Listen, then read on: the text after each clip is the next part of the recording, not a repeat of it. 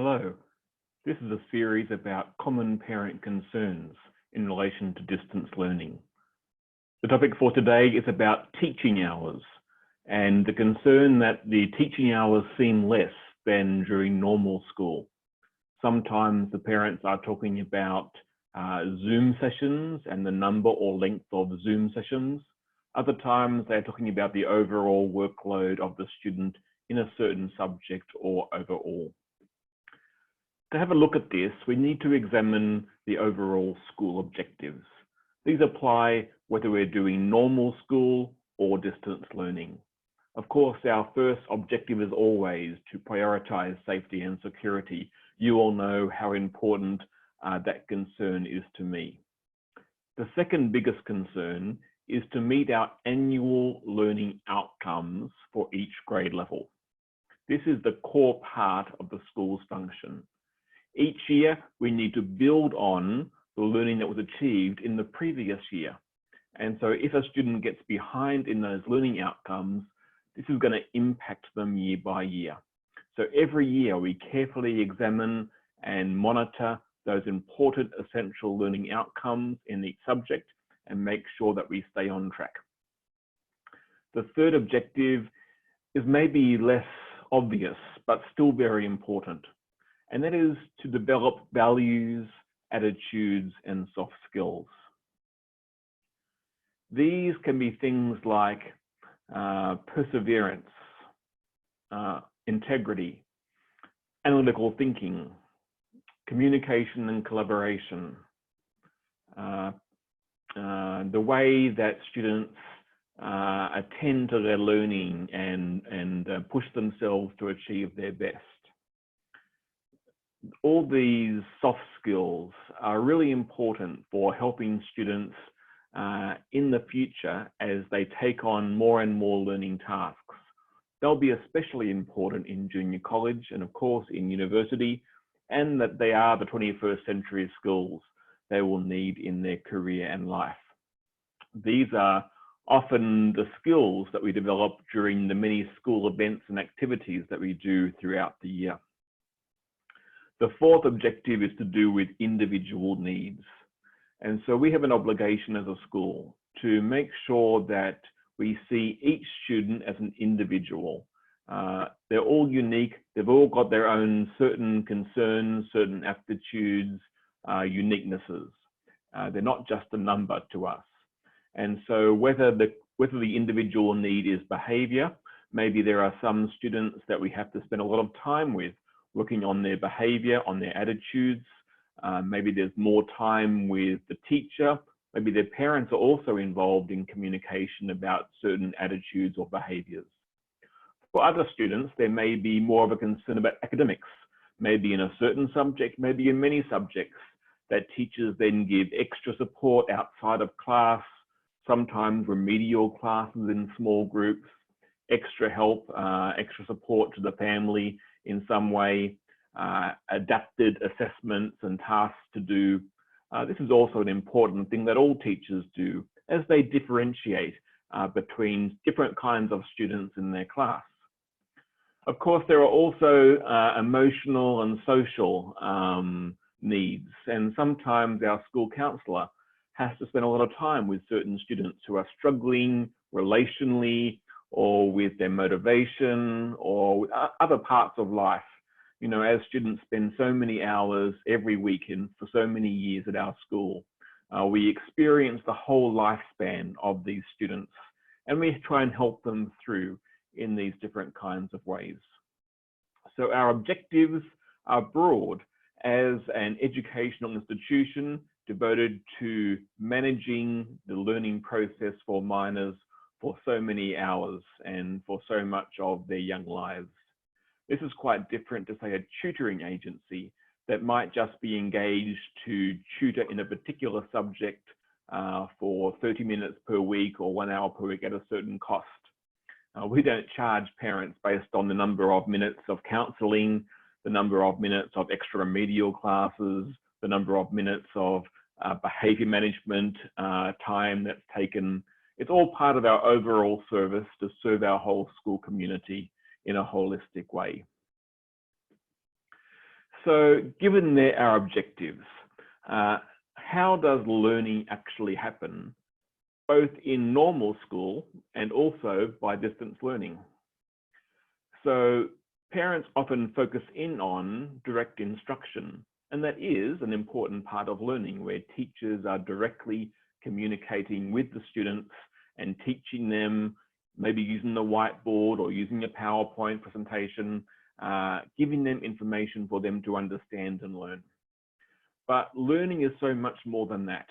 And one of the first things that a teacher learns when they go to teachers' college is that you cannot assume that just because you have said something in front of a student, that that student understands that and can remember that.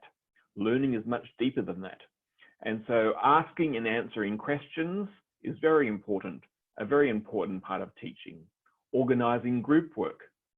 The social environment in a school is very important to manage, and it can be utilized for variety and for certain kinds of learning in which students can help each other learn in ways that a teacher cannot help sometimes. Learning activities is critical. And so, as I mentioned, students don't just learn when they hear something. It's often only when they have to apply what they've heard or read into an actual activity that they really understand something fully, and it sinks into their memory and becomes a new skill or new knowledge. And it usually takes several activities, lots of exercises, lots of different forms of using that information before it really becomes clear. And so that's a critical part of what teachers do, organizing those activities, and then of course marking them and giving feedback and helping students do those things along the way. Giving assessments is very important. So the student and the teacher and the parent know exactly where the student is in relation to the learning objectives, so that we can intervene and adapt to make sure each student maximizes their potential. Assessment is an important part of learning. What may also be underestimated sometimes is the importance of creating a positive learning environment. These are children, and they're not robots. And so managing their emotion, their energy, trying to inspire them is a very important aspect of maximizing their potential. And so just having some fun sometimes, just being a bit relational and letting them explore their personalities, getting active at different times of the day, just variety and creating some interest. All these things are important in making sure the school environment is conducive to good learning taking place. It's all not just about how many minutes a teacher is speaking in a class or in a Zoom session. So that's how learning happens. So in our parent survey that we did before we went to distance learning, we found out that for many families, they don't have enough devices in their house for all their children and sometimes the parents also to share. And so there has to be some kind of way to share maybe just 2 laptops between 4 people.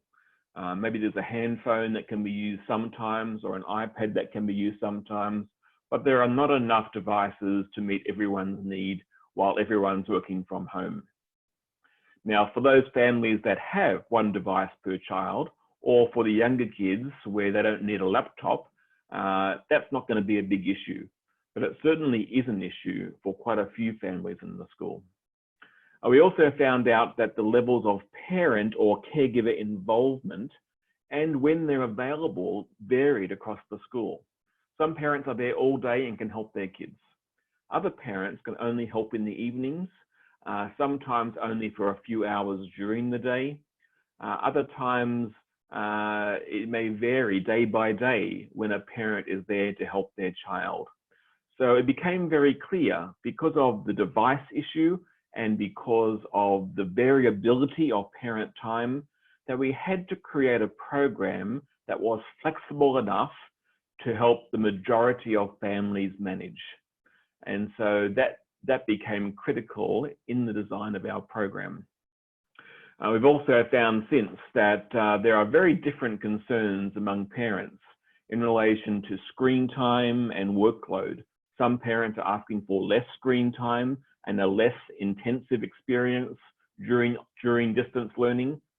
Others want more screen time and more work to make sure their children are not bored or doing the wrong thing in being engaged in the wrong kind of way. And so there are quite different parent concerns even at the same grade level. So we knew that we had to find the right balance that wouldn't please everyone, but that would get the job done for the majority of our families. So when distance learning was imposed on us, we had to make some shifts right away. And so we knew that we would have to shift to focus on our key learning outcomes, the essential learning outcomes that we knew our students had to achieve this term so that they'll be ready for next term and the term following that. And for as long as we go in distance learning, we need to keep these on track. We cannot afford for students to get behind. So there are some things that can be delayed. There are some optional activities that we do every year. There are some things that we do for interest or background or to allow for student diversity. But there are some critical things that we know that we must achieve. And so because of the massive change that distance learning has been, we knew we had to focus on the critical ones first, and then maybe gradually introduce some more things later on once we had a better idea of how all the students and parents were coping. That's been our plan from the beginning. We also recognize that the kind of soft skills that I mentioned before, our objective number 3, would be different in distance learning compared to normal learning.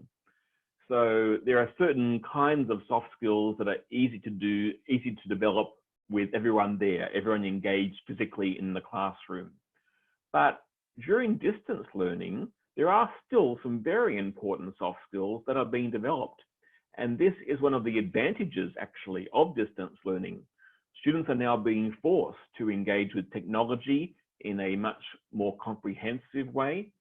And they've also been forced to develop some independent learning skills, or at least some more independent learning skills than they had before.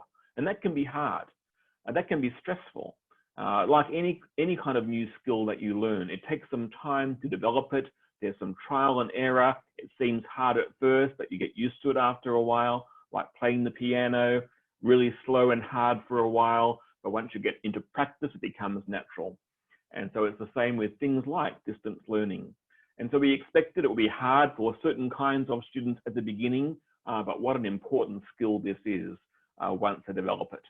So no one wanted distance learning to be the case for our students, but seeing we have it, this is an important soft skill that students are learning and that will serve them very well in the future. There are others also. There are different kinds of creativity taking place. There's different kinds of communication and collaboration happening now compared to before. These are all non-subject-based learnings that are taking place right throughout the school. The fourth thing that you'll notice there is that we recognize that we would need extra time for interaction with both parents and students. And so parents are much more involved than ever before, especially for the younger grade levels. And so we knew from the beginning that there would be many questions, that parents would want to understand what was expected of their child. They would want to understand about the program, why we had made certain choices. And so the whole school has kind of galvanized together to try and support parents through this. That's why we created the PSOs, the parent support officers from the non-core teachers, to really be proactive in trying to help parents manage technology and understanding what the teacher asked the child to do, to troubleshoot problems and things like that. And of course, the teachers, the subject teachers are still there available pretty much on call for parents to ask questions and for students to ask questions as they're working through their distance learning.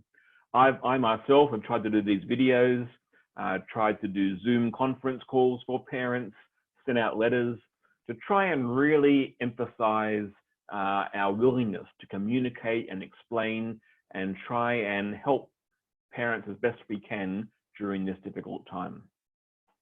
Students themselves also need more time now than before. Communication in the classroom is kind of straightforward. Students can get help from their peers sometimes. Students can see if the teacher is busy or not busy. It's kind of a natural flow before class, after class, when students can get help. Now it means the student has to either type in their question, and the teacher has to receive the question and then type in their answer. That's much more slow than before. Or they do it during a Zoom call. They have to arrange a certain private call or a small group call. All those things just take more time. So we knew that we had to make this shift to the key learning outcomes because we knew that more time would be needed for this interaction with parents, interaction with students, and because students would still be developing these soft skills in distance learning. You can't try and do too much or people will be overwhelmed. And we have to cater for the variety of students that we have. So we targeted a certain level to make sure we had the right balance. So how does all this impact time use? So we expect motivated and focused students to complete their schoolwork faster than during normal school. And this is the universal experience of homeschoolers everywhere. During a school day, there's lots of interruptions, there's time between each class, there's assemblies and there's sporting activities and there's different events that take place throughout the year. During a class time, they're divided into 30-minute blocks, and so even if a student finishes early, they kind of have to wait until the end of the class before they can go to the next period, and that's kind of a bit inefficient in terms of time use. So for motivated students, they can now at home really focus on a particular subject, take the time that they want, get it done quickly, and then move on to the next subject. They haven't got to wait for anyone else. They're not restricted by the school program. And so these kinds of students can get things done faster. Other students will find this hard.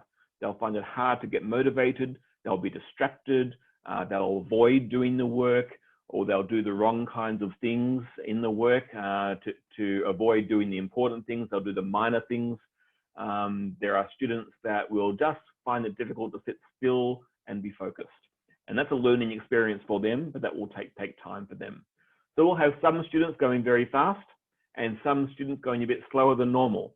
And so we've got to try and cater for that in our distance learning design. So the time spent on learning, as I think is already clear from my previous slide, is not just about the Zoom conference sessions. These are an important part of our program, and we want teachers to do these Zoom conference sessions. But there's a risk if you do too many or if they're too long. Over time, that can really create disengagement from the student. There are real risks here. And when you first start, it's exciting, it's new, kids are focused. But the more you do, when it's every day, 4 or 5 times a day, week after week after week, Zoom calls can be very disengaging and very hard to maintain your focus. It's quite a different energy, quite a different environment to a normal classroom.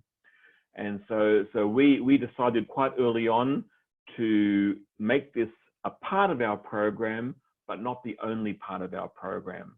We didn't want students doing too much screen time.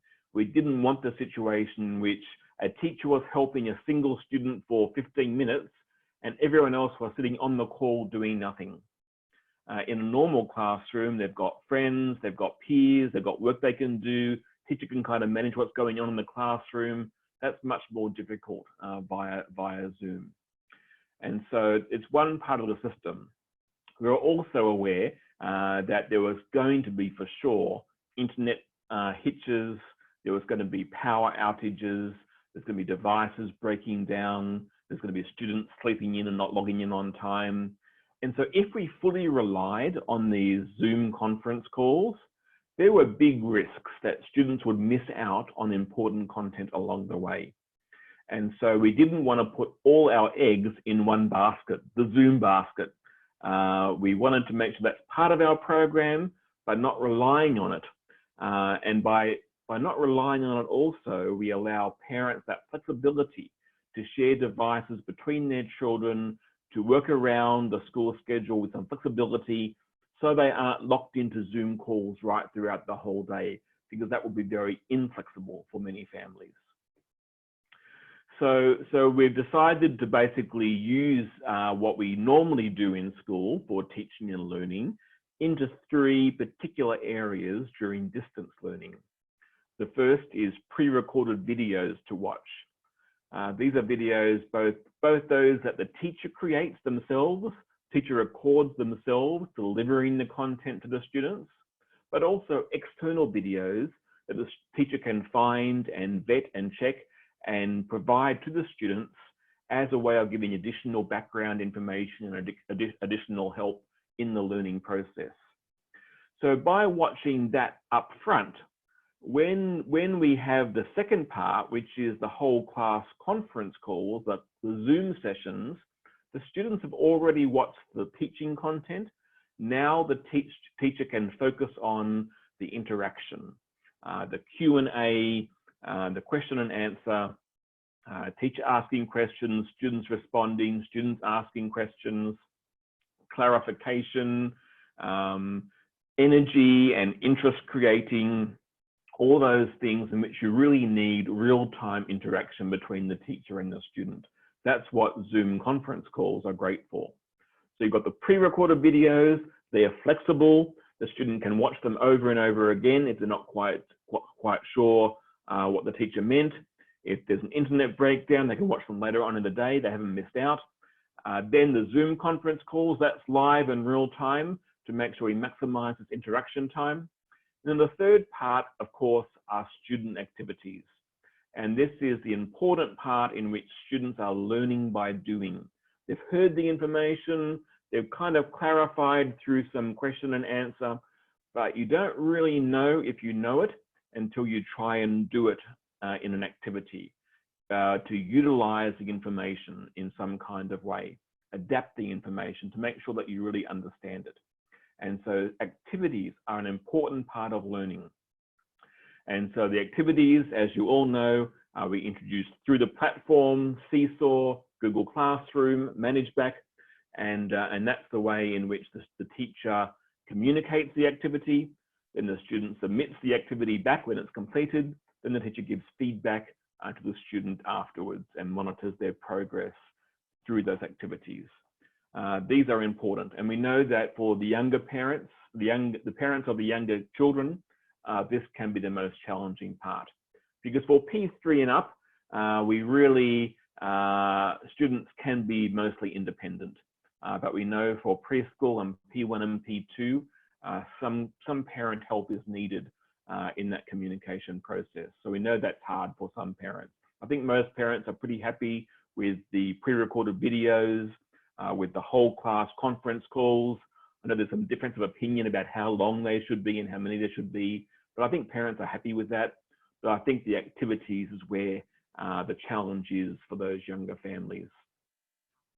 Now, we also, in managing time use during distance learning, we chose to redirect those non-core teachers into parent support for term 4.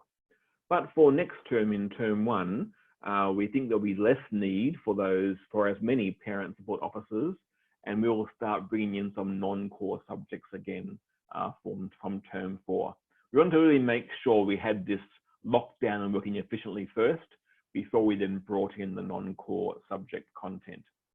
The SIS Fun at Home program is also managed by the non-core teachers, and it's optional, but we really have recommended that parents engage with it and their kids engage with it, because it's an important part of creating a sense of normality at school, energy of interacting with their peers, the creativity of creating videos in many cases, and covering some non-core content. I know we've covered things like, there's been some religion that we've covered, and some PE is being covered, honesty as a value is being covered. So there are various things like that that we're also trying to do, so there's some variety for students also in what they're doing over the course of a week. Of course, behind the scenes is also teacher one-to-one and small group remedial work. Just like in a normal school week, parents aren't even aware most of the time that teachers are spending one-to-one time or small group time with their kids during school. The same's happening now as well. So teachers are making appointments throughout the week with students who need extra help. So that's kind of an overview of how we're using time during distance learning. Okay, so I think that gives you a general sense of the topic and maybe helps you understand that actually we're not really using less time. We're just using time in different kinds of ways. And when you add up the Zoom call time and the activities time and the time spent to watch the pre-recorded videos and the SIS Fun at Home program and the one-to-one work that's going on, I think you will find that there's the normal amount of time and energy going into the whole school program, but of course more focused than normal, more focused on the core subjects right now, but that will expand over time as well. Thank you, parents.